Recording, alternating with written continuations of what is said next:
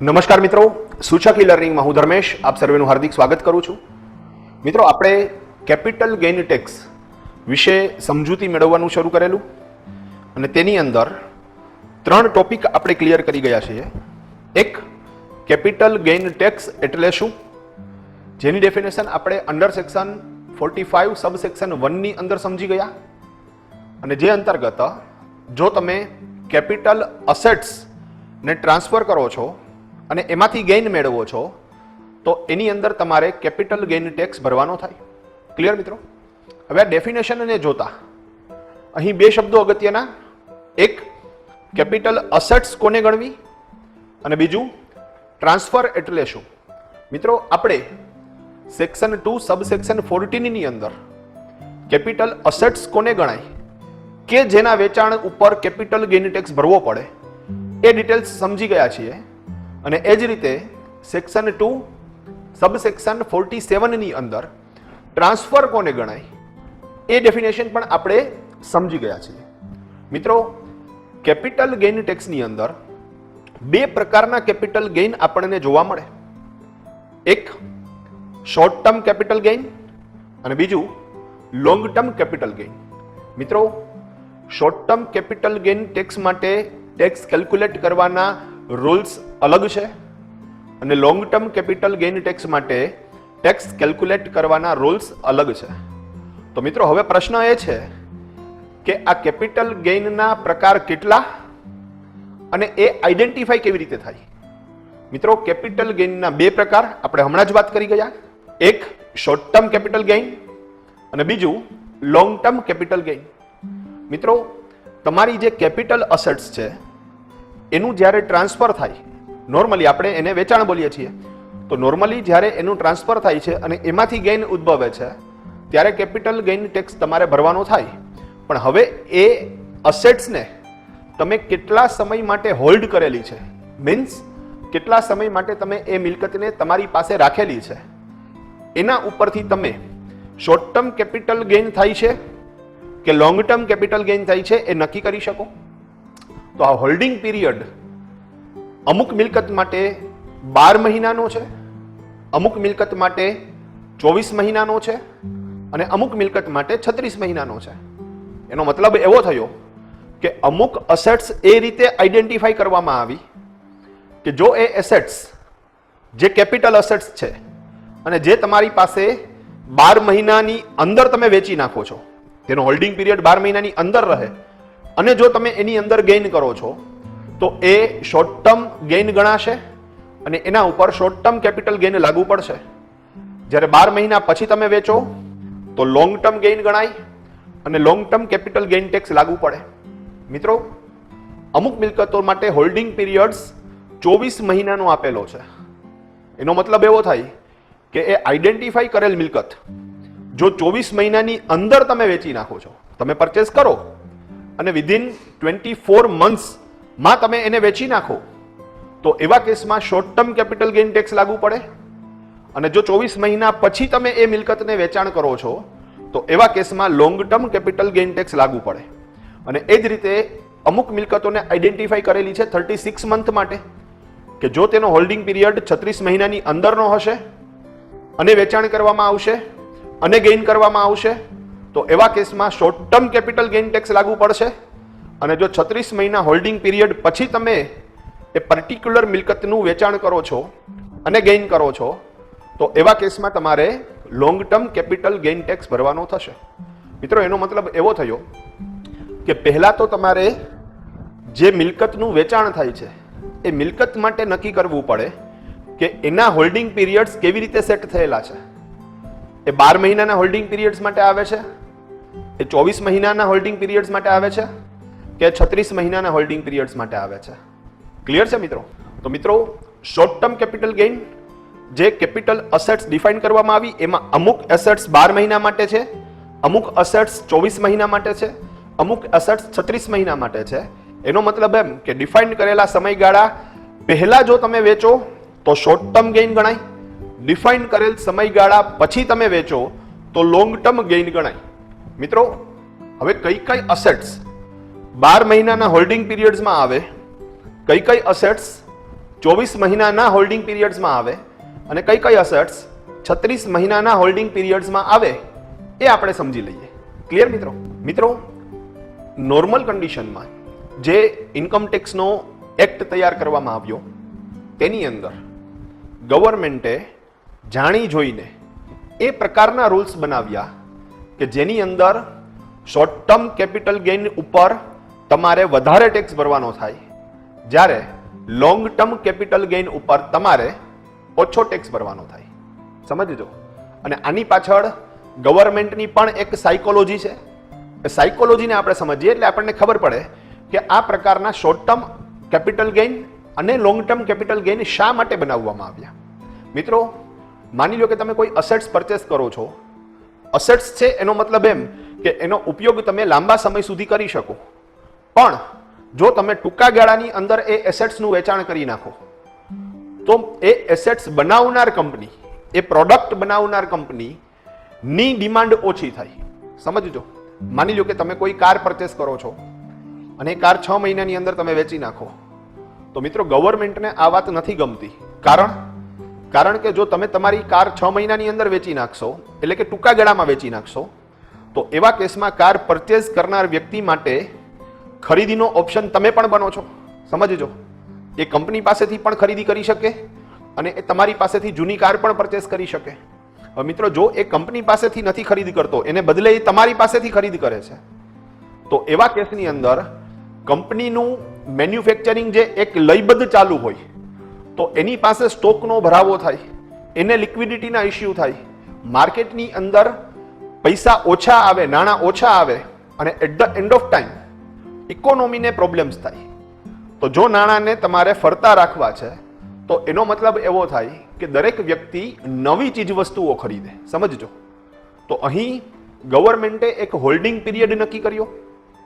તમે સમજો છો મિત્રો, શેર બજારની અંદર આ હોલ્ડિંગ પીરિયડ્સ 1 વર્ષનો છે. સમજજો. શેર બજારમાં આ હોલ્ડિંગ પીરિયડ્સ 1 વર્ષનો છે. એનો મતલબ એમ કે તમે આજે શેર લીધા, તમે 2-4 દિવસ પછી, અઠવાડિયા પછી એ શેર વેચી નાખો છો, તો એવા કેસમાં તમને જે ગેઇન થાય એ શોર્ટ ટર્મ ગેઇન ગણાય. અને જો તમે એ શેર 1 વર્ષ પછી વેચો છો તો એ લોંગ ટર્મ ગેઇન ગણાશે.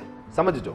તો ગવર્મેન્ટે ચાઈ કરીને એવા રૂલ્સ બનાવેલા છે, જાણી જોઈને એવા રૂલ્સ બનાવેલા છે કે જો તમે શોર્ટ ટર્મ ગેઇન કરો તો એવા કેસમાં તમારે ટેક્સ વધારે ભરવો પડે. હવે મિત્રો, તમે સમજો, ટેક્સ બચાવવા માટે પણ, શોર્ટ ટર્મ કેપિટલ ગેઇનથી બચવા માટે પણ પોતે ખરીદેલા શેર હોલ્ડ કરીને રાખશે. હવે જો પોતે ખરીદેલા શેર હોલ્ડ કરીને રાખે એનો મતલબ એમ થાય કે શેર માર્કેટમાં એક સ્ટેબિલિટી જનરેટ થાય અને માર્કેટ તૂટતું બચે. ક્લિયર છે મિત્રો? એ જ રીતે જમીન મકાનની અંદર ગવર્મેન્ટને એવું લાગે છે કે 2 વર્ષનો હોલ્ડિંગ પીરિયડ હોવો જોઈએ.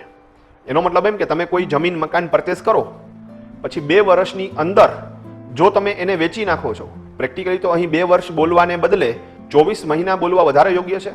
તો મિત્રો, માની લો કે તમે કોઈ જમીન મકાન પરચેસ કરો છો અને 24 મહિનાની અંદર તમે એ જમીન મકાન વેચી નાખો છો અને એના ઉપર ગેઇન મેળવો છો, તો એ તમારા માટે શોર્ટ ટર્મ ગેઇન થાય છે. જો તમે 2 વર્ષનું હોલ્ડિંગ પીરિયડ છે એને ક્રોસ કરી જાઓ, એટલે કે 24 મહિના પૂરા થઈ ગયા પછી ગમે ત્યારે એ મકાન વેચો, તો એવા કેસમાં મિત્રો તમારે long term capital gain generate થાય અને એની અંદર નોર્મલી શોર્ટ ટર્મ કરતા લોંગ ટર્મની અંદર ટેક્સનો તમને બેનિફિટ થાય. તો મિત્રો, એક વખત મિલકત લઈ લ્યો, ધેન આફ્ટર તમે એને હોલ્ડ કરીને રાખો. એ પર્પઝથી શોર્ટ ટર્મ કેપિટલ ગેઇન અને લોંગ ટર્મ કેપિટલ ગેઇન અલગ અલગ વિભાગ પાડવામાં આવેલા છે. શોર્ટ ટર્મની અંદર તમારે ટેક્સ વધારે ભરવાનો થશે, લોંગ ટર્મની અંદર કમ્પેરેટિવલી તમારે શોર્ટ ટર્મની કમ્પેરિઝનમાં ઓછો ટેક્સ ભરવાનો થશે. ક્લિયર મિત્રો? મિત્રો, હવે પ્રશ્ન એ છે કે શોર્ટ ટર્મ ક્યારે ગણાય અને લોંગ ટર્મ ક્યારે ગણાય. તો મિત્રો, અમુક નેચર ઓફ અસેટ્સ આપણે હવે જોઈ લઈએ. તેમાં અમુક પ્રકારની મિલકતો માટે શોર્ટ ટર્મનો હોલ્ડિંગ પીરિયડ 12 મહિનાનો છે. અમુક નેચર ઓફ અસેટ્સ માટે હોલ્ડિંગ પીરિયડ 24 મહિનાનો છે અને અમુક નેચર ઓફ અસેટ્સ માટે હોલ્ડિંગ પીરિયડ 36 મહિનાનો છે. તો હવે આપણે એક આખો ચાર્ટ તૈયાર કરી નાખીએ છીએ કે એવી કઈ અસેટ્સ જેનો હોલ્ડિંગ પીરિયડ 12 મહિનાનો છે, એટલે કે 12 મહિના પહેલા વેચાય તો શોર્ટ ટર્મ, 12 મહિના પછી વેચાય તો લોંગ ટર્મ. કઈ મિલકતો જેનો હોલ્ડિંગ પીરિયડ 24 મહિનાનો છે અને કેનો હોલ્ડિંગ પીરિયડ 36 મહિનાનો છે. ક્લિયર મિત્રો? તો મિત્રો ચાર્ટ તમે જોઈ શકો છો. 12 મહિનાની અંદર મિલકતનું વેચાણ કરવામાં આવે તો શોર્ટ ટર્મ ગેઇન લાગે એવી કેટલી મિલકતો? તો એમાં સૌથી પહેલા નંબર ઉપર લિસ્ટેડ શેર, બીજા નંબર ઉપર લિસ્ટેડ ડિબેન્ચર, ત્રીજા નંબર ઉપર લિસ્ટેડ બોન્ડ, ચોથા નંબર ઉપર યુનિટ ઓફ EOMF, પાંચમા નંબર ઉપર યુનિટ ઓફ UTI અને છઠ્ઠા નંબર ઉપર ઝીરો કૂપન બોન્ડ્સ. તો મિત્રો આ 6 પ્રકારની કેપિટલ અસેટ્સ એવી છે કે જે કેપિટલ અસેટ્સનું વેચાણ 12 મહિનાની અંદર થાય તો short term capital gain tax લાગે અને 12 મહિના પછી જો વેચાણ થાય તો long term capital gain tax લાગે. ક્લિયર મિત્રો? હવે દરેકની આપણે ડિટેલિંગ જોઈ લઈએ. તો સૌથી પહેલા નંબર ઉપર લિસ્ટેડ શેર, બીજા નંબર ઉપર લિસ્ટેડ ડિબેન્ચર, ત્રીજા નંબર ઉપર લિસ્ટેડ બોન્ડ. મિત્રો અહીં ત્રણેયમાં તમે શબ્દો સમજો તો લિસ્ટેડ લિસ્ટેડ લિસ્ટેડ. પ્રશ્ન એ થાય કે લિસ્ટેડનો મતલબ શું?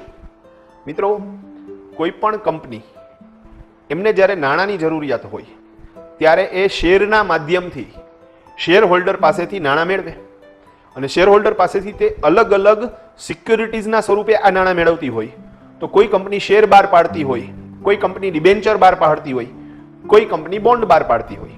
હવે મિત્રો લિસ્ટેડનો મતલબ એવો થયો કે પર્ટિક્યુલર કંપનીના શેર તમે પરચેસ કરો છો. હવે જો તમે એ શેર વેચવા માંગો છો તો તમે BSE, NSE, Bombay stock exchange અને નેશનલ સ્ટોક એક્સચેન્જની અંદર આ શેરનું વેચાણ કરી શકો. એનો મતલબ એમ કે BSE, NSE ની અંદર એ શેર લિસ્ટ થયેલા હોય. મિત્રો BSE અને NSE છે એ પોપ્યુલર સ્ટોક માર્કેટ છે, પણ આ સિવાય ઘણા બધા બીજા પણ સ્ટોક માર્કેટ હોય છે. પણ આ પોપ્યુલર છે એટલે આપણે એનું એક્ઝામ્પલ લઈએ તો કોઈ શેર BSE, બોમ્બે સ્ટોક એક્સચેન્જની અંદર અથવા NSE, નેશનલ સ્ટોક એક્સચેન્જની અંદર અથવા કોઈ રિજનલ સ્ટોક એક્સચેન્જની અંદર લિસ્ટ થયેલો હોય અને એ પ્રકારના કંપનીના શેર તમારી પાસે હોય તો એને આપણે લિસ્ટેડ શેર કહીએ છીએ.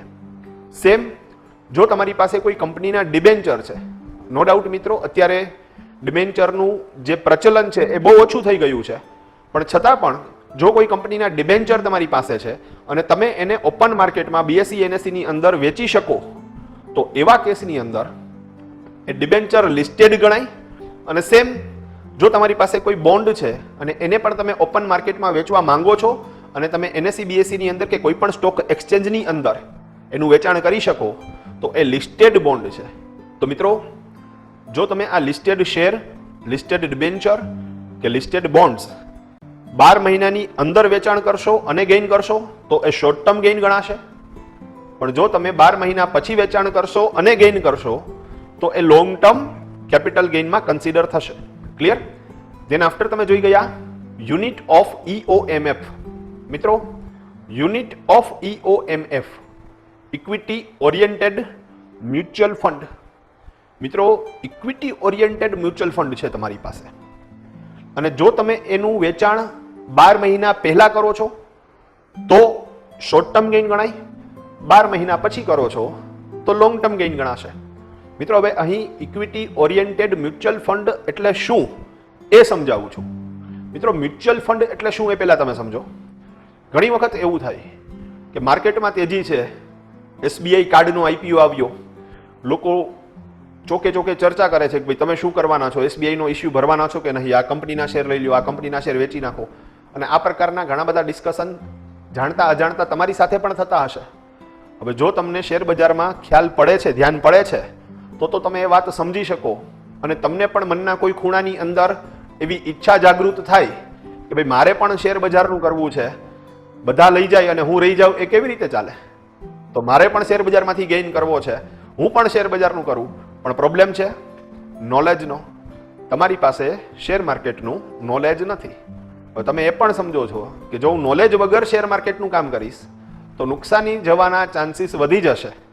તો મિત્રો આ પ્રોબ્લેમને સોર્ટ આઉટ કરવા માટે એક પુલ બનાવવામાં આવ્યો.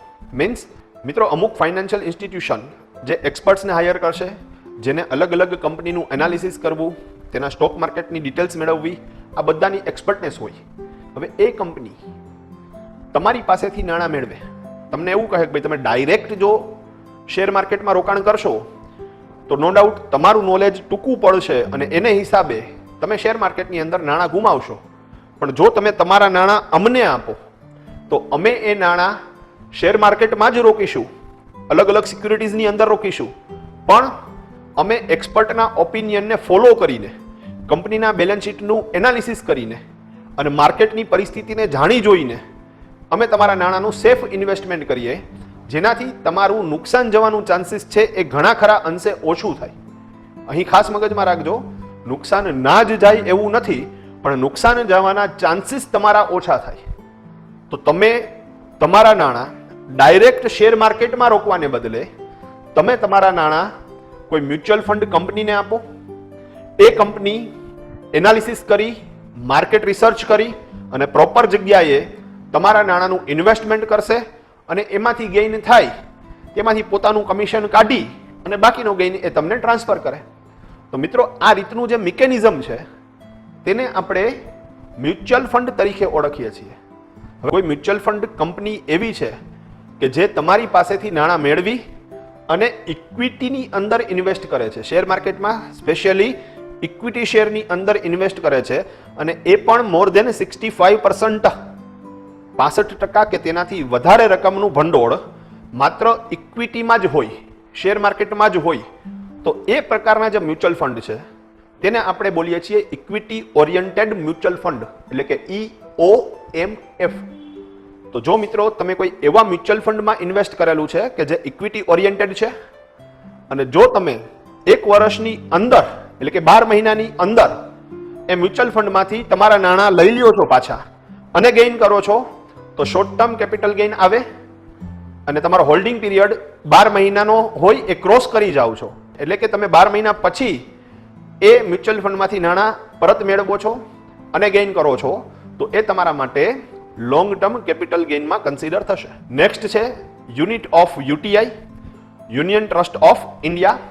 મિત્રો, યુટીઆઈ પણ એક પ્રકારે જુઓ તો મ્યુચ્યુઅલ ફંડ જેવું જ કામ કરે છે, પણ એ અંડર ગવર્મેન્ટ રહે છે. ક્લિયર છે? મ્યુચ્યુઅલ ફંડ કંપનીઝ છે એ પ્રાઇવેટ છે, જ્યારે યુટીઆઈ છે એ અંડર ગવર્મેન્ટ છે. તો મિત્રો, જો તમારી પાસે યુટીઆઈ ના યુનિટ્સ છે અને તમે એ યુનિટનું વેચાણ કરો, 12 મહિના પહેલા કરો શોર્ટ ટર્મ ગેઇન, 12 મહિના પછી કરો લોંગ ટર્મ ગેઇન. ક્લિયર? અને લાસ્ટમાં ઝીરો કૂપન બોન્ડ. મિત્રો, zero coupon bond, zero coupon bond, zero ખ્યાલ છે, કૂપન મીન્સ ઇન્ટરેસ્ટ અને બોન્ડનો મતલબ બોન્ડ. તો જે બોન્ડ ઉપર વ્યાજ ઝીરો છે એ પ્રકારના બોન્ડ્સ.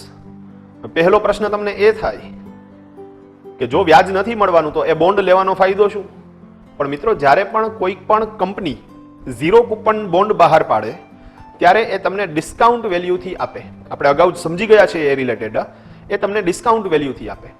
એનો મતલબ એવો થયો કે માની લો કે એ બોન્ડની ફેસ વેલ્યુ 1000 હોય તો તમને એ 800 રૂપિયામાં ઓફર કરે.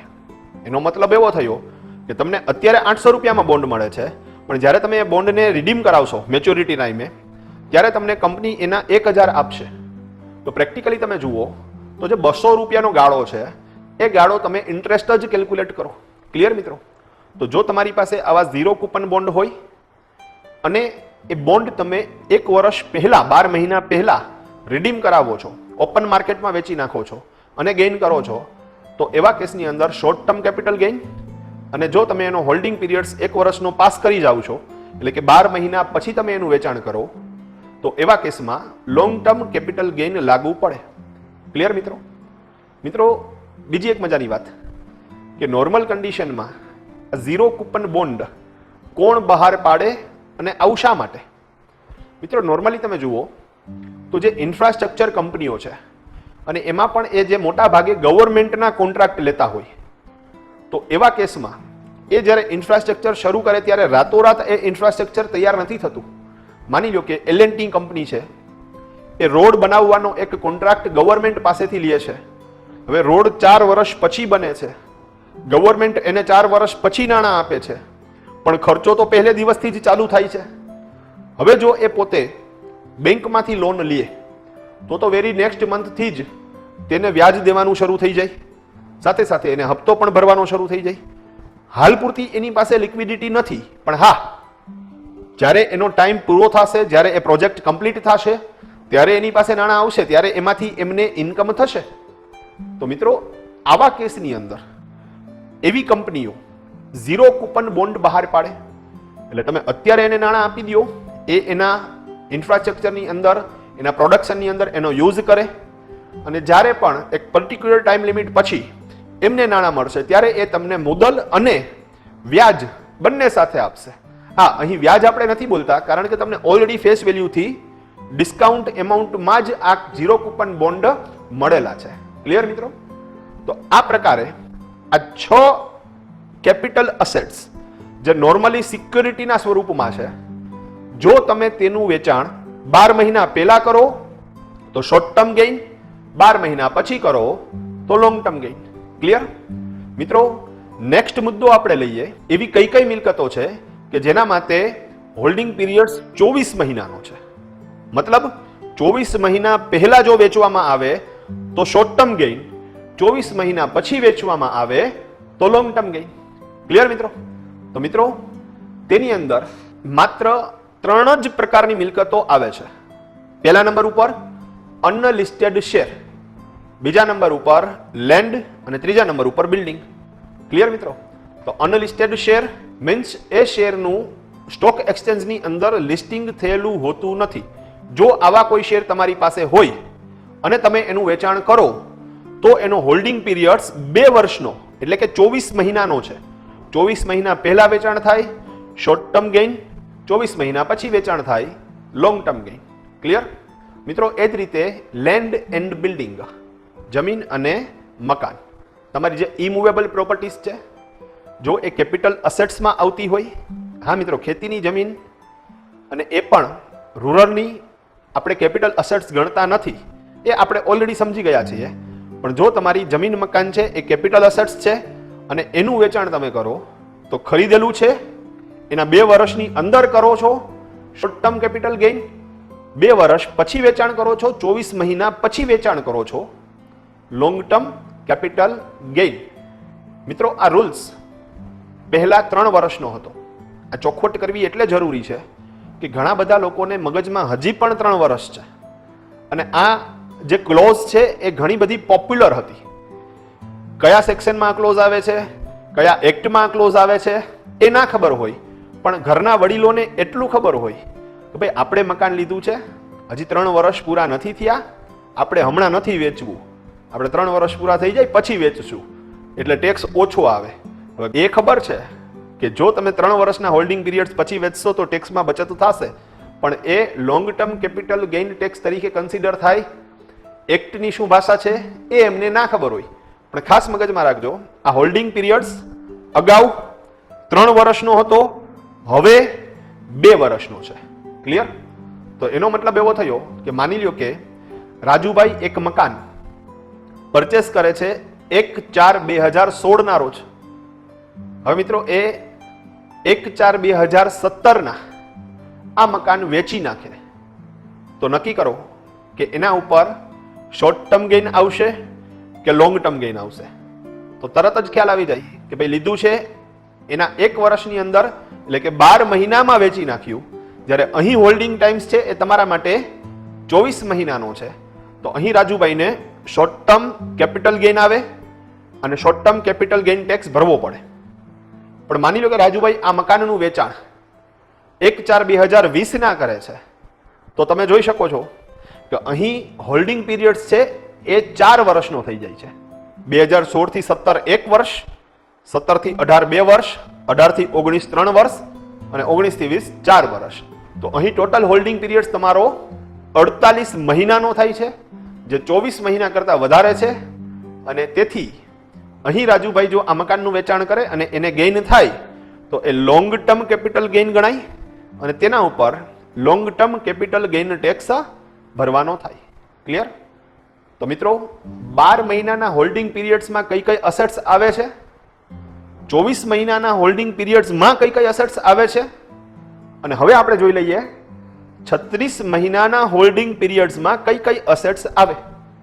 મિત્રો બહુ નોર્મલ આન્સર છે, જે ઉપર 2 માં ના આવે તે બધું જ 36 મહિના વાળામાં જાય. તો મોટા ભાગે તમે જુઓ જ્વેલરી અને અન્ય એસેટ્સ જે પહેલામાં અને બીજામાં નથી ગઈ એ બધા જ માટેનો હોલ્ડિંગ પીરિયડ્સ 36 મહિનાનો થાય. માની લો કે તમારું ગોલ્ડ છે. હવે મિત્રો ગોલ્ડ છે એ ભલે પર્સનલ અસેટ્સ હોય, પણ આપણે સમજી ગયા છીએ કે ગોલ્ડ પર્સનલ અસેટ્સ હોવા છતાં એને કેપિટલ અસેટ્સ તરીકે કન્સિડર કરવામાં આવશે, અને જો એનું વેચાણ કરવામાં આવે તો એના ઉપર કેપિટલ ગેઇન ટેક્સ ભરવો પડે. તો મિત્રો જો ગોલ્ડનું તમે વેચાણ કરો છો તો તમે જો ગોલ્ડ પરચેસ કરેલું છે એના 36 મહિનાની અંદર વેચાણ કરો, શોર્ટ ટર્મ કેપિટલ ગેઇન. 36 મહિના પછી તમે ગોલ્ડનું વેચાણ કરો છો, long term capital gain. Clear મિત્રો? તો મિત્રો આજના લેક્ચરમાં કેપિટલ ગેઇનના ટોટલ પ્રકાર કેટલા? 2, શોર્ટ ટર્મ કેપિટલ ગેઇન અને લોંગ ટર્મ કેપિટલ ગેઇન. આ બંને પ્રકારો આપણે ડિફાઇન્ડ કેવી રીતે કરી શકીએ? તો કે હોલ્ડિંગ પીરિયડ્સ અમુક માટે 12 મહિનાનો છે, અમુક માટે 24 મહિનાનો છે અને અમુક માટે 36 મહિનાનો છે. કઈ કઈ મિલકતો એવી છે જેનો હોલ્ડિંગ પીરિયડ્સ 12 મહિનાનો, કઈ કઈ મિલકતોનો હોલ્ડિંગ પીરિયડ્સ 24 મહિનાનો અને કઈ કઈ મિલકતોનો હોલ્ડિંગ પીરિયડ્સ 36 મહિનાનો, તેનું ડિટેલિંગ આજે આપણે સમજી લીધું છે. મિત્રો નેક્સ્ટ લેક્ચરમાં શરૂઆતમાં એક નાની એવી વાર્તા કરીશ અને ત્યારબાદ કેપિટલ ગેઇન ટેક્સ કેલ્ક્યુલેટ કેવી રીતે કરવો એ ટોપિક ઉપર આપણે ટ્રાન્સફર થશું. તો ત્યાં સુધી રજા આપો. જય ભારત, જય હિન્દ.